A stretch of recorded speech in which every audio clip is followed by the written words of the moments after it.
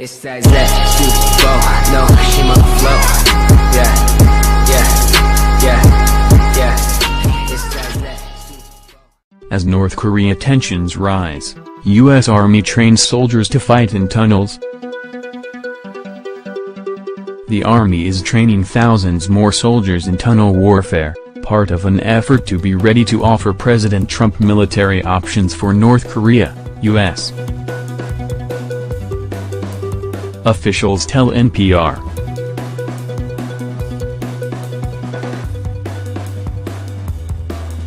North Korea is honeycombed with thousands of tunnels and bunkers, some of them discovered leading across the border and close to the South Korean capital, Seoul.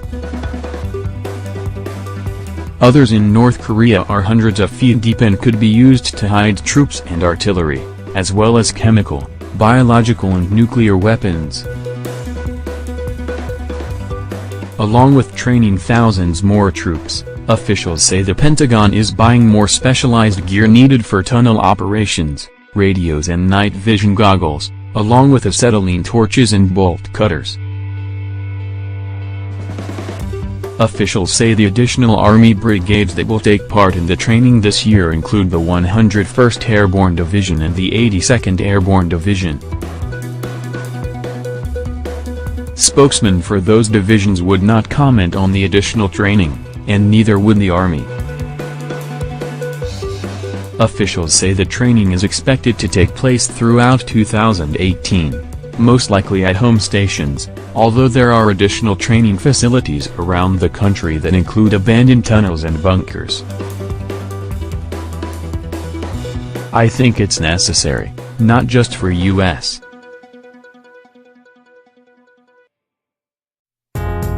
troops but for South Korean troops as well, said Dave Maxwell, a retired Army colonel who served in Korea and now is with the Institute for Korean American Studies, a non-profit, private educational and research group.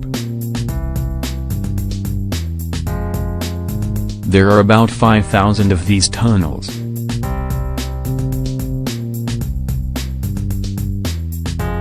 The North Koreans are like mole people.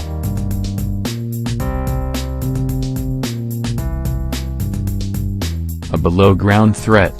For years, U.S.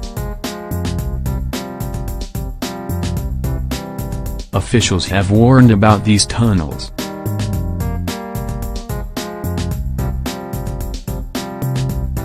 Former Defense Secretary Donald Rumsfeld, at his confirmation hearing in 2001, called North Korea world-class tunnelers.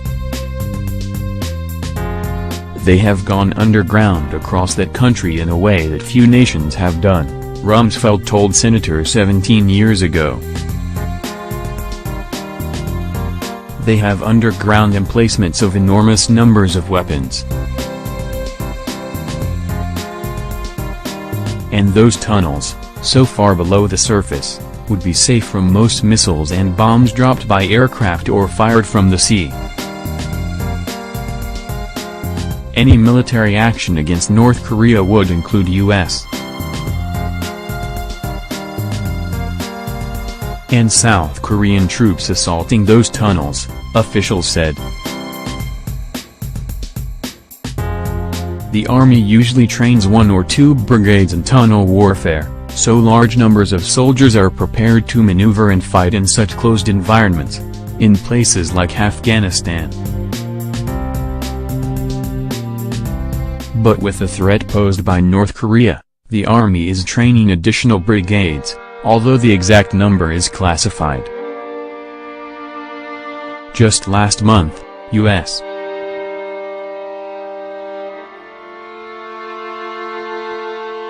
soldiers from the Army's 5th Cavalry Regiment trained to infiltrate a bunker at a semi-abandoned base north of Seoul.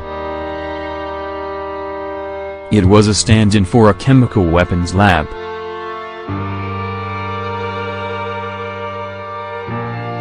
The soldiers used specialized radios and night vision goggles, as they crept into the half-mile-long tunnel. We can't just look at military operations in 2 dimensions, Lieutenant. Call.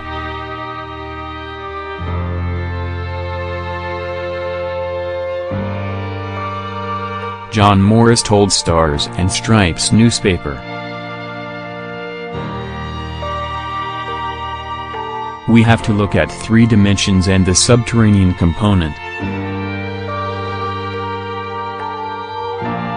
Preparing for a horrific conflict.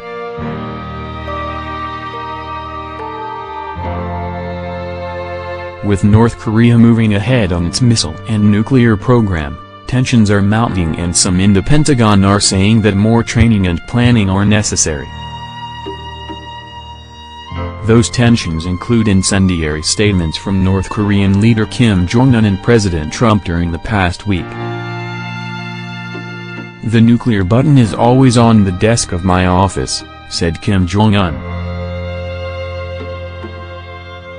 They should accurately be aware that this is not a threat but a reality. Trump responded on Twitter, saying, "I too have a nuclear button, but it is a much bigger and more powerful one than his, and my button works." U.S. Ambassador to the UN.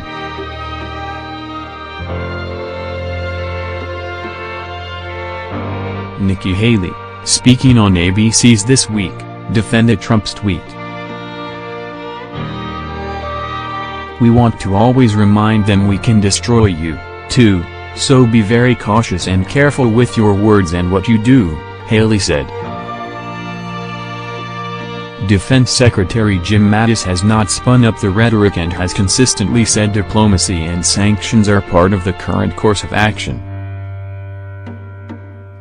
Still, Mattis told the U.S.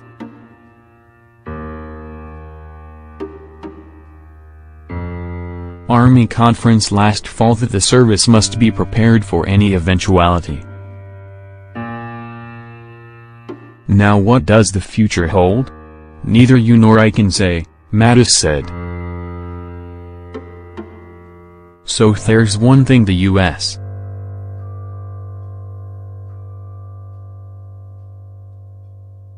Army can do, and that is you have got to be ready to ensure that we have military options that our president can employ if needed. The Army's top officer, Gen.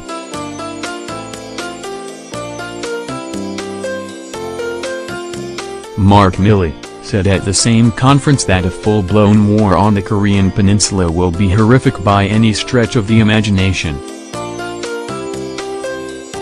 But Milley said that North Korea possessing a nuclear missile capable of striking the U.S. would be unacceptable.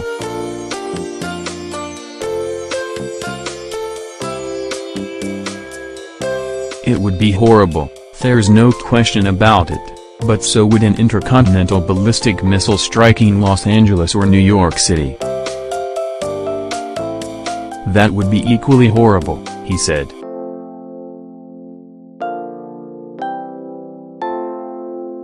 Officials say that among the Joint Chiefs of Staff, Milley is particularly focused on the North Korean threat.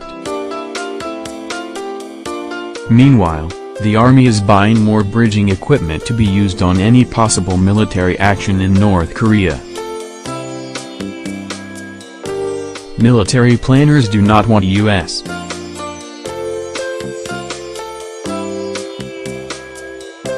heavy armor to rely on North Korea's questionable infrastructure when fording rivers.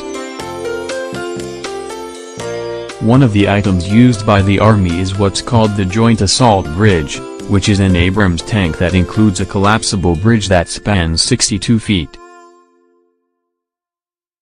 At the same time, the Pentagon over the past several months has quietly added more Patriot missiles and precision-guided bombs in the region to make sure the stockpiles are sufficient for a war footing.